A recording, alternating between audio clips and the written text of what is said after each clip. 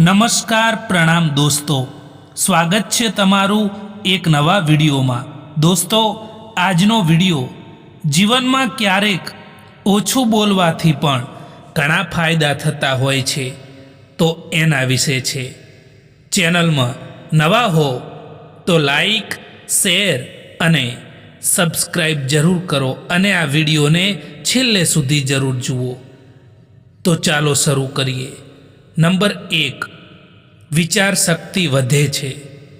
જ્યારે આપણે ઓછું બોલીએ છીએ ત્યારે મનને વધુ વિચારવાનો સમય મળે છે, એટલે આપણા શબ્દો વધુ વજનદાર અને સમજદાર બને છે।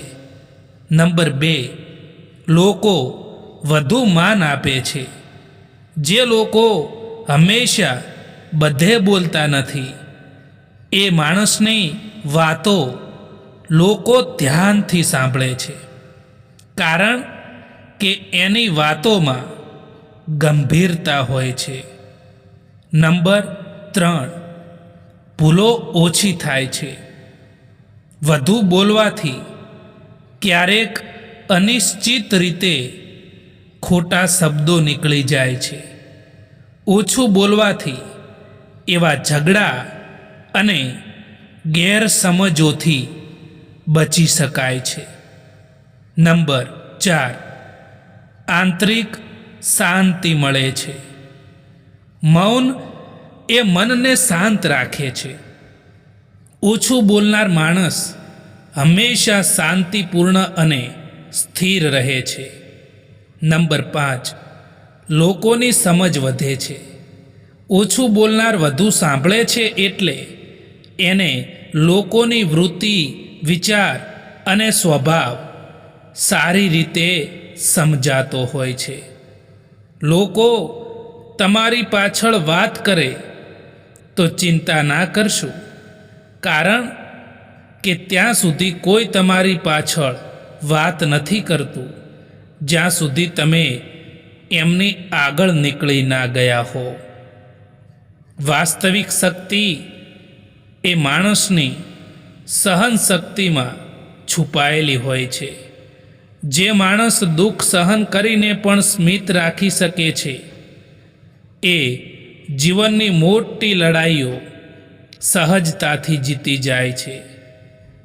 એ વ્યક્તિ સામે ક્યારેય પણ જૂઠું ના બોલતા સાહેબ। જે વ્યક્તિને તમારા જૂઠ બોલવા ઉપર પણ વિશ્વાસ હોય। જ્યારે સંબંધ નવો હોય ત્યારે લોકો નજીક આવવાનું પસંદ કરે છે, અને જ્યારે સંબંધ જૂનો થઈ જાય છે ત્યારે લોકો દૂર જવાનું પસંદ કરે છે। સંબંધ એ ફક્ત નામ નથી, એ મનથી મન સુધીનો પુલ છે, જ્યાં કાળજી શબ્દોથી નહીં પરંતુ વર્તનથી દેખાય છે।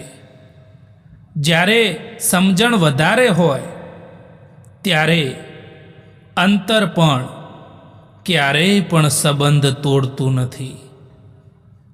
કોઈને સાંભળવા કરતાં એને સમજવાનો પ્રયત્ન કરજો દોસ્તો, કારણ કે કેટલીક વાર વ્યક્તિ એટલું બધું નથી કહી શકતો જેટલું એ વ્યક્તિ અનુભવતો હોય છે।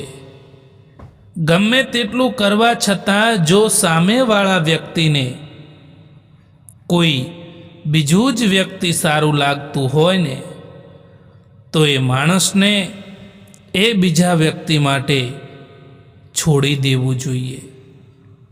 સાચા લોકો હંમેશા શાંત રહે છે, કારણ કે તેઓને ખબર હોય છે કે બોલવાથી નહીં પરંતુ વર્તનથી માણસની ઓળખ બનતી હોય છે। સફળતા ક્યારેય ફટાફટ મળતી નથી, તે ધીરે ધીરે મળતી હોય છે, પરંતુ એવી રીતે મળતી હોય છે કે પછી જીવનભર ગર્વ કરાવી દે છે. દુઃખ તો ત્યારે થાય છે જ્યારે તમે કોઈ માટે પોતાને બદલી દો અને એ જ માણસ તમને નજરઅંદાજ કરવા લાગે. કોઈ વ્યક્તિનો સારો સમય ચાલી રહ્યો હોય અને તમે એની સાથે બેસો, એ કંઈ મોટી વાત નથી દોસ્તો. પરંતુ કોઈ વ્યક્તિનો ખરાબ સમય ચાલી રહ્યો હોય અને તમે એના એ મુશ્કેલ સમયમાં એની સાથે ઊભા રહો, એ ખૂબ જ મુશ્કેલ હોય છે. એ ખૂબ જ મોટી વાત હોય છે.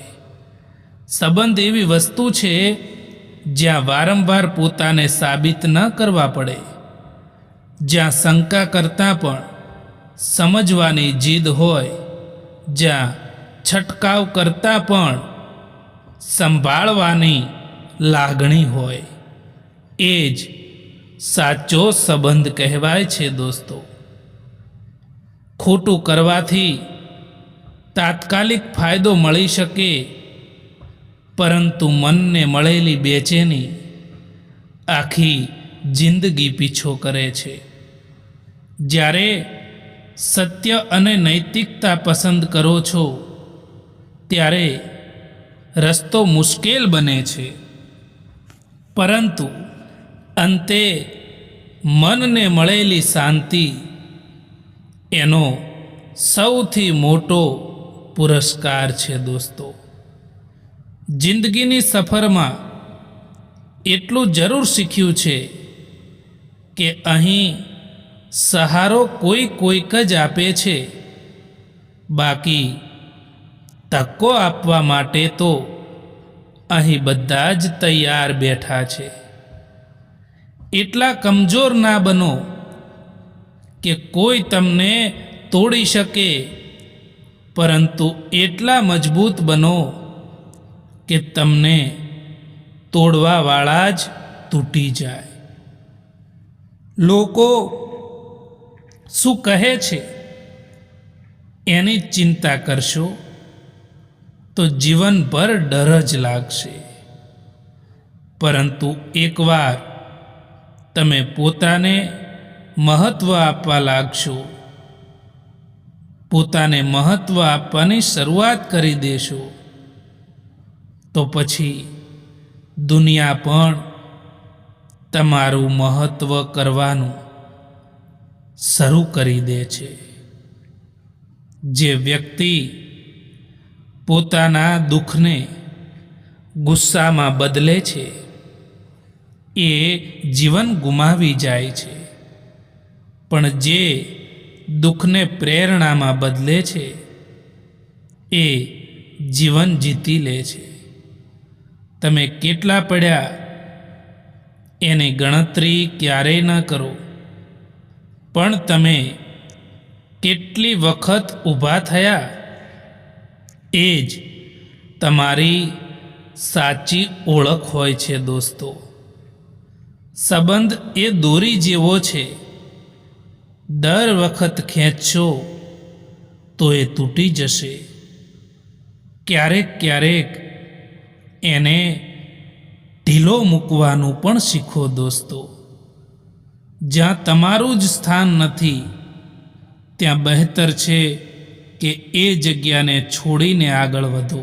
દોસ્તો, આ વિડીયો પસંદ આવ્યો હોય તો આ ચેનલને સબસ્ક્રાઈબ કરવાનું ભૂલતા નહીં. વિડીયો જોવા માટે આભાર.